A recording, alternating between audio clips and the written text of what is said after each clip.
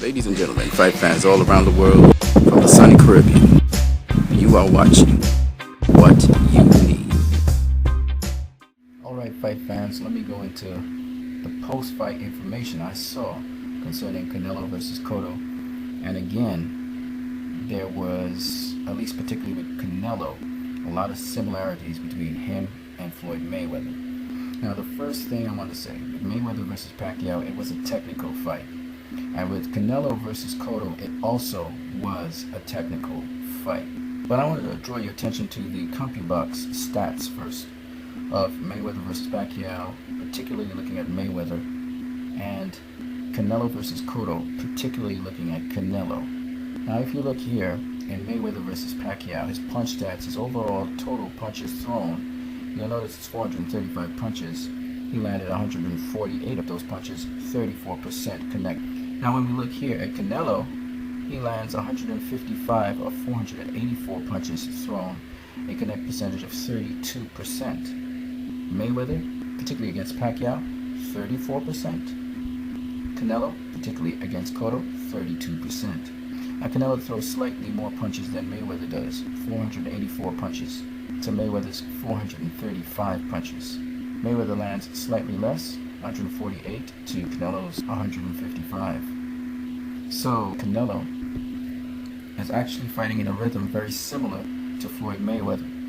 As you can see here, in terms of jabs, Canelo throws 186 and he connects with 37 of them. I think it's a lot higher than that because when I was watching the fight, he actually landed a lot more jabs than this number indicates, but punch stats is a guide, which is 20% connect. Mayweather threw a lot more jabs. He threw 267 jabs, landed 67 of them, a connect percentage of 25%. Look at it again. Canelo has a connect percentage of 20%, 37 of 186, which is about half of what Mayweather threw. Mayweather, 267 jabs thrown, 67 jabs landed, 25%. So Mayweather's a little higher than Canelo Alvarez in both categories. He's 34% to 32% connect overall.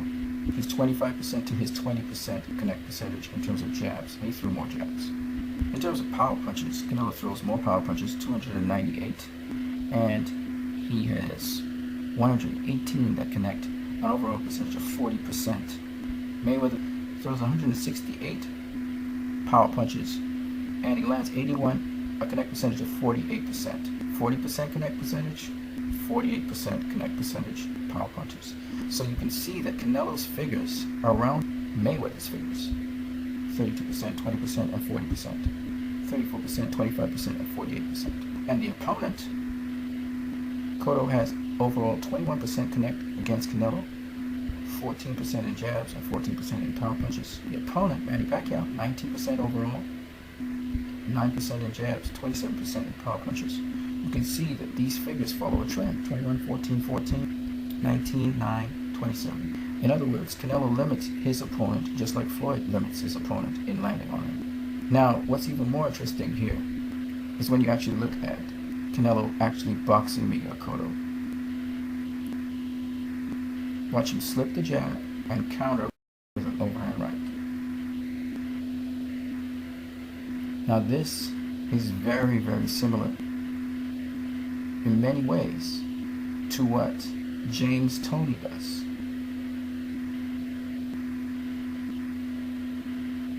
This is a slick style of boxing. Slip the jab and counter with an overhand right.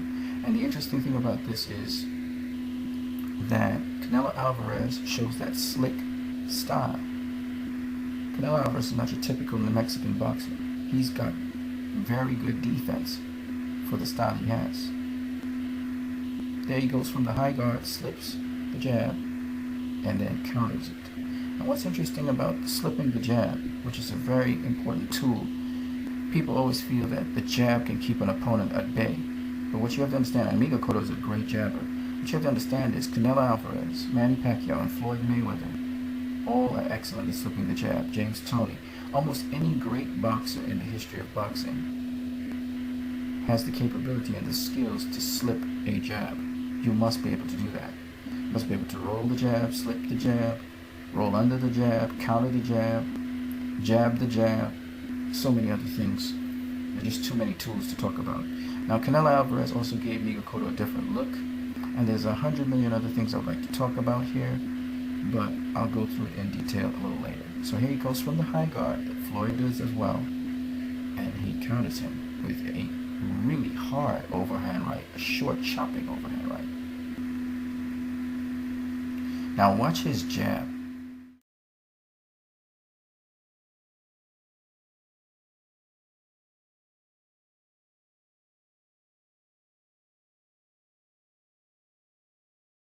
But notice his guard is low. Now he's not using the high guard here. So you'll see it again, right here. He's not using the high guard. He moved from the high guard to the low guard, or what we call a half guard. And then his defense. He was on with his defense. Notice also he's inching in, sort of like a la Floyd Mayweather. And he's moving outside the line, the true line. See, he's moving outside the line all the time and keeping the defense at the same time. How to inch in on your opponent. Also notice he's defensively responsible, moving at angles constantly. He's going to move in and then out, setting up a shot. So he's going to go from the high guard, he's going to jab to the pit and then come over the top. Cotto did not expect that. Cotto's pretty tough. And again, Cotto is the real deal. People were saying, what would happen if Cotto got hit with a punch? Nothing.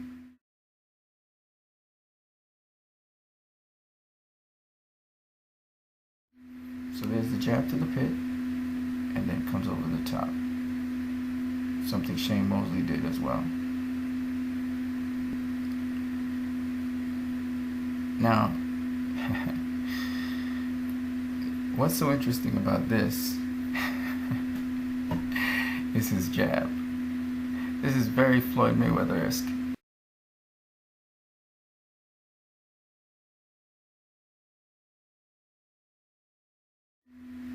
This is just brilliant. Now see, Cotto was expecting him to jab again, and instead of jabbing, he threw the lead right. That's a Floyd move.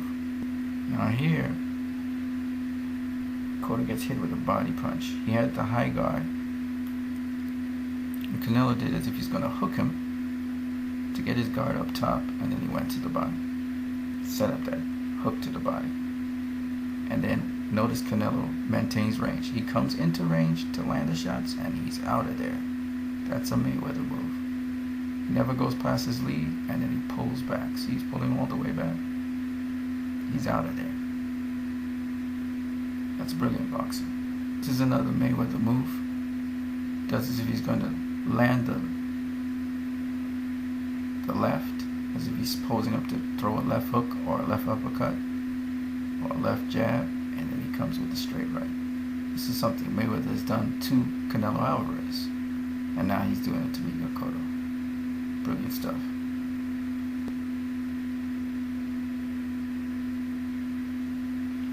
Now there's 100 million things that are going on here that I could talk about, but I'm going to mention just two.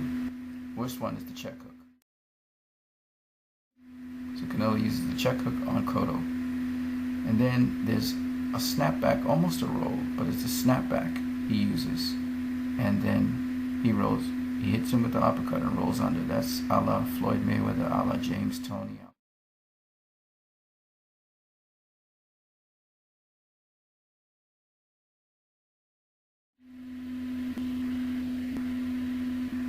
So he snapped back to maintain distance. He rolled under the punch.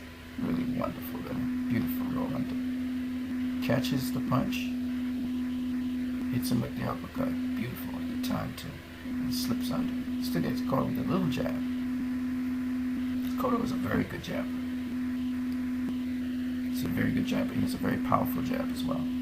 But in this case, he couldn't really touch Canelo like he wanted to with the jab. He was almost out of range, just out of range. And I'll tell you why he was just out of range. Let's watch it again. Okay? Canelo was leaning forward. You know, the illusion of distance. he looked like he was closer to Cotto than meet the eye, and so he's able to snap back and really launch that uppercut. I love Floyd Mayweather styling, and then roll under. Beautiful stuff. Now, why am I saying all of this? It's because if you listen to Canelo at the post-fight conference, he said, I prefer to throw 10 punches in the whole fight, but land flush with those punches, have highly effective punches. And Canelo is not interested in big, long flurries and combination of punches. You notice he's pot-shotting Cotto here. He's very much like Floyd here. He pot-shot him, then defensively responsible, get out the way.